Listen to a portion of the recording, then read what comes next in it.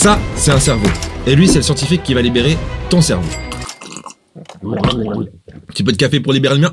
Ce scientifique cumule plus de 30 millions de vues sur YouTube. Et lui et ses confrères sont tombés sur 3 découvertes scientifiques complètement folles, qui vous rendront jusqu'à 10 fois plus productifs. Petit challenge pour cette vidéo, à chaque fois que vous entendrez le mot cerveau, je poserai 20 € sur la table. Je ne sais pas du tout combien de fois le mot sera prononcé dans cette vidéo, j'imagine quelques fois. Bon, on va être sympa pour commencer cette vidéo. Cerveau, cerveau, cerveau-là. Non, ça compte pas. Pour gagner cette fabuleuse cagnotte dont on ne connaît pas encore le montant, tout ce que vous avez à faire, c'est être abonné à la chaîne et résumer en vos propres mots ce que vous avez appris dans cette vidéo. Et pour les abonnés qui ne veulent pas écrire de commentaires, vous serez le jury et c'est vous qui déciderez quel commentaire mérite de gagner cette fabuleuse cagnotte. C'est parti. Pensons à un animal, pensons à une biche qui se réveille et qui a soif. Et qui erre à la recherche d'eau. Cet animal a besoin de boire, il ne sait pas qu'il a besoin d'eau. Il ressent une agitation de la même manière qu'un bébé ressent de l'agitation quand il a besoin de manger, mais il ne sait pas qu'il a besoin de nourriture. Il ressent juste une agitation et pleure, et puis la nounou vient et le nourrit. Cette biche cherche maintenant quelque chose dont elle a besoin. Et disons qu'elle sent de l'eau. Elle trouve un ruisseau et boit une gorgée d'eau. Il y a une libération de dopamine à ce moment qui va l'orienter vers un chemin qui l'amènera peut-être vers un lac plus grand ou quelque chose du genre, ou alors chercher de la nourriture. Donc lorsque nous sommes sur la bonne voie et que nous passons un cap, de la dopamine est libérée. Et cela aura tendance à augmenter notre concentration pour cette activité. Donc, le système dopaminergique est lié à ces états de concentration. Et c'est ce que Mère Nature a conçu pour que la plasticité neuronale opère et que vous cherchiez à reproduire ces comportements à l'avenir. Cette biche a besoin de savoir et de se rappeler, et de créer un souvenir non seulement de l'endroit où se trouve ce ruisseau, mais aussi du processus de « Oh, quand je ressens cette agitation, je dois me lever et emprunter ce chemin-là ». Donc le stress et l'agitation ont en fait été conçus pour mobiliser le corps, afin de nous orienter dans la direction de quelque chose qui est adaptatif. En 2018, un élève diplômé de mon labo a publié un article dans Nature montrant que, face à une menace physique, il existe 3 options. Vous pouvez évidemment rester figé, vous pouvez reculer, ou bien vous pouvez avancer. Et le fait d'avancer déclenche en fait l'activation d'une connexion dans le cerveau avec les circuits de dopamine du cerveau, et va faire qu'il sera plus probable que vous alliez de l'avant dans le futur.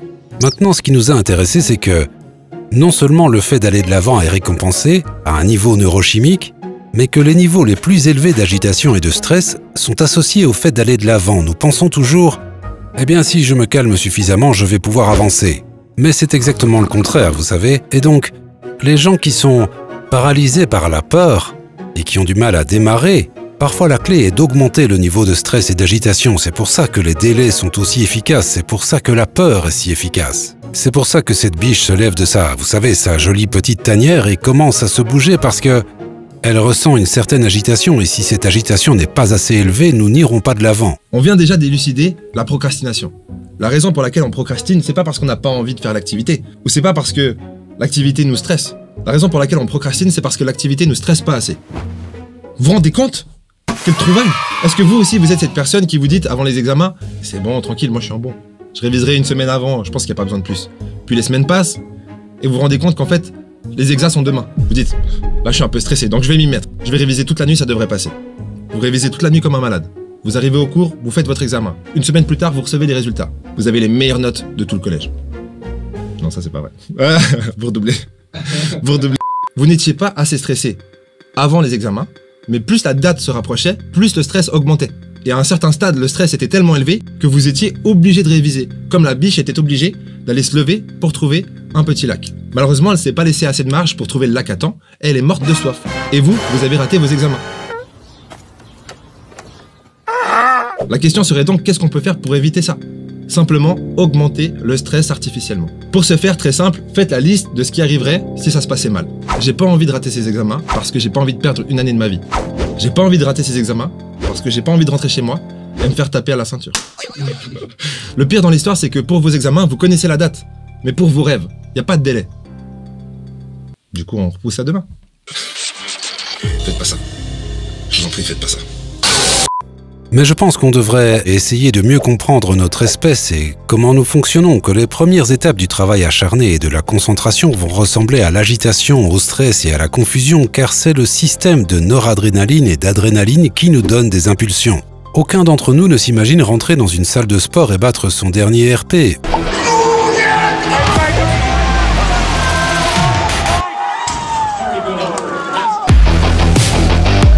Ou pour un chanteur d'aller performer sans s'échauffer. Le cerveau aussi a besoin de s'échauffer et de savoir quels circuits vont devoir être actifs. Et c'est insensé pour nous de penser « Oh, j'ai 1 heure, je vais me poser et écrire super bien pendant 1 heure et faire mon meilleur travail ». Il faut accepter qu'il y a une période d'agitation et de stress qui précède ces états pendant lesquels nous sommes très concentrés. Le système dopaminergique est un système qui a été créé par la nature et qui est ancré dans tous les animaux, y compris les humains, pour nous diriger vers la bonne voie.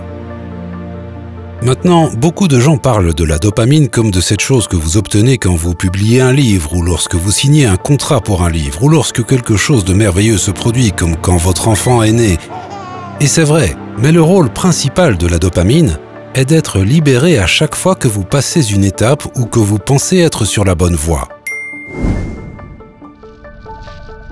Je pense sérieusement avoir trouvé la clé du bonheur. Non, c'est pas cette fille-là. Non, c'est pas non plus le chocolat qu'elle est en train de s'enfiler. La clé du bonheur n'est rien d'autre que le progrès. Et quand on y pense, imaginez pouvoir avoir tout ce que vous voulez en cliquant sur un bouton. Ou pouvoir devenir tout ce que vous voulez en cliquant sur un bouton. Pour moi, ça serait une recette miracle pour le malheur. Parce que la possession n'a jamais été le but. Le but est la conquête et l'obtention. Il s'agit là d'un vrai résultat scientifique. Donc l'année dernière, un article a été publié dont la principale problématique était pourquoi un humain ou un animal abandonne un comportement ou un autre. La question est pourquoi est-ce qu'il nous arrive d'abandonner? Qu'est-ce que c'est? Et il s'avère que, à chaque fois que nous faisons un effort, une certaine quantité de noradrénaline dans le cerveau est libérée. Il y a une sorte de compteur dans le tronc cérébral. Et à un moment donné, suffisamment de noradrénaline est libérée et elle stoppe le contrôle cognitif, le contrôle délibéré sur les circuits moteurs et on abandonne. C'est tout. Mais la chose qui peut restaurer ces niveaux ou réinitialiser ces niveaux plus bas et nous donner plus d'énergie, plus d'essence, c'est la dopamine. Il y a une célèbre étude de Stanford faite dans une école maternelle et ils ont réalisé une étude dans laquelle ils ont analysé les enfants qui aimaient vraiment dessiner et ils ont commencé à leur mettre des petites étoiles dorées sur leurs dessins. Et ensuite, ils adorent les étoiles dorées, pour un enfant c'est une récompense extrinsèque et puis ils ont arrêté de le faire et les enfants ont arrêté de dessiner. Ils ont associé le plaisir de le faire avec les récompenses externes. Nous devons être très prudents quant à la quantité de dopamine interne que nous attachons aux récompenses externes, si nous voulons continuer à grandir, à poursuivre, à nous concentrer et à travailler dur. Plus nous sommes capables de nous auto-récompenser à travers certains aspects du processus, à condition bien sûr que ça aille dans la direction de ce que nous essayons d'atteindre, plus nous aurons d'énergie pour le faire et plus nous aurons de concentration pour le faire. Et souvenez-vous, la raison pour laquelle je parle d'énergie, je ne dis pas ça par hasard, c'est parce que une quantité limitée de noradrénaline est constamment maintenue plus bas. Vous temporisez littéralement la réponse automatique d'abandon.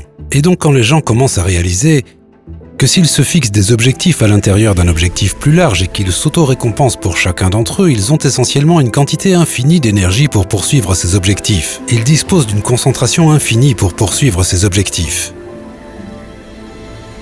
Je pense qu'on vient de découvrir le secret d'Elon Musk, qui utilise la méthode des 5 minutes pour planifier toutes ses journées. Dès le moment où il se lève, en fait, avant de vous expliquer sa méthode, résumons rapidement quelles sont les industries qu'Elon Musk est en train de révolutionner. Pour commencer, il y a bien sûr l'industrie de l'automobile, avec les voitures électriques Tesla. L'industrie des transports publics, avec les tunnels souterrains de Boring Company.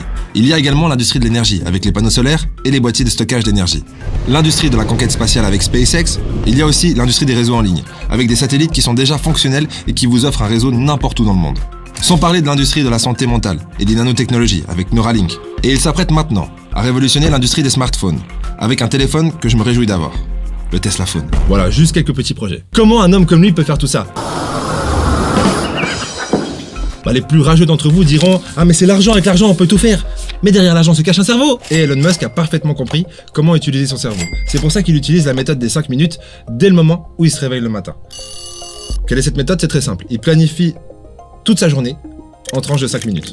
Alors au premier abord, ça semble totalement irréaliste. Mais en réalité, à la fin de chaque période de 5 minutes, il reçoit une récompense en dopamine parce qu'il a atteint ce qu'il avait planifié de faire en 5 minutes. La dopamine se libère dans le cerveau et la noradrénaline est maintenue à des niveaux suffisamment bas pour qu'il n'abandonne pas. Après, c'est vrai que 5 minutes, c'est particulièrement court, Alors vous pouvez aussi très bien le faire sur des sessions de 10 minutes ou 15 minutes. Et à la fin de chaque session, vous vérifiez que vous êtes sur le bon chemin ou que vous avez bien avancé et vous vous dites « Cool, bravo, là je suis fier de moi, j'ai bien géré cette session de 15 minutes ». Ce qui augmente vos niveaux de dopamine, diminue vos niveaux de noradrénaline et vous permet d'avoir l'énergie pour passer à la session suivante. Juste Ludo, rassure-moi, on n'a pas dit le mot cerveau trop de fois là.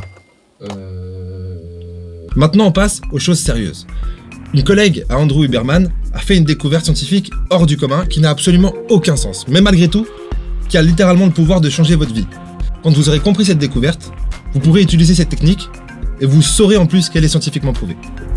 Ça n'a aucun sens. Pourquoi bouger ses yeux d'un côté à l'autre aurait-il un impact sur les états d'esprit? C'est ridicule.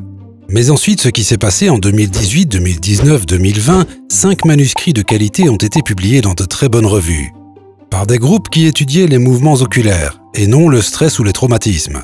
Ils ont découvert que les mouvements latéraux des yeux, pas verticaux, mais des mouvements latéralisés, calmaient l'activité de l'amygdale, la structure limbique du cerveau qui est principalement responsable de la détection des menaces et du stress. Et je me suis dit, oh mon Dieu, ce truc est peut-être vrai. Ensuite, j'ai trouvé une femme qui s'appelait Francine Shapiro qui a eu cette idée en se promenant derrière Stanford sur les collines de Stanford. Elle était thérapeute et elle a eu cette idée basée sur le fait qu'elle ne se sentait pas aussi contrariée par certaines choses quand elle marchait et que ça pourrait être utile. Et elle était assez intelligente pour savoir que ces mouvements oculaires de gauche à droite se produisent par réflexe chaque fois que nous avons un flux optique. On ne s'en rend pas compte parce qu'ils sont générés inconsciemment et qu'ils sont très subtils. Mais elle s'est rendue compte qu'elle ne pouvait pas vraiment aller se promener avec les gens pendant leur séance de thérapie. Je pense qu'elle pouvait, mais ce n'est pas vraiment pratique, il peut pleuvoir, etc. Donc ce qu'elle a décidé de faire, c'est d'amener la composante des mouvements oculaires à la clinique et de leur faire bouger les yeux d'un côté à l'autre pendant qu'ils racontaient leur traumatisme. Et les gens en ont tiré d'énormes avantages. Et en fait, maintenant, il y a beaucoup de preuves qui démontrent que ces mouvements oculaires horizontaux calment vraiment le stress du système nerveux et permettent aux gens de continuer à avancer. Tout ça est probablement ancré. Je reviens à notre histoire sur cette biche qui a besoin de quelque chose. Et au moment où elle ressent cette agitation et se lève et commence à bouger, le mouvement se répercute sur le cerveau pour apaiser ce stress et cette anxiété afin qu'elle puisse être observatrice de son environnement, en mode panoramique. C'est l'état dans lequel on est quand on est conscient de notre environnement. Quand on est stressé, on va avoir une vision restreinte du monde. Je pense que nous pouvons tous nous rendre un excellent service et faire les choses bien mieux que ce que nous faisons en prenant de petites micro-récupérations rien qu'en dilatant notre regard entre les réunions juste pendant une seconde. Regarder l'horizon est la meilleure façon de le faire parce que ça permet à nos yeux de naturellement se défocaliser. Nous le faisons en réalité augmentée car nous pouvons contrôler complètement l'environnement de notre vision. Quand vous entrez dans ce mode de défocalisation, vous éteignez le circuit du tronc cérébral. Vous conservez la norépinéphrine pour votre prochain épisode de concentration et d'activité, sinon vous le dépensez et le cerveau se fiche de la façon dont vous le dépensez. Peu importe si c'est sur Instagram, si c'est en regardant les infos, mais apprendre à se défocaliser puis à se reconcentrer très rapidement peut vous permettre de finir une course que vous n'auriez pas pu finir autrement. Ça vous permet d'économiser de l'énergie et de construire de l'énergie.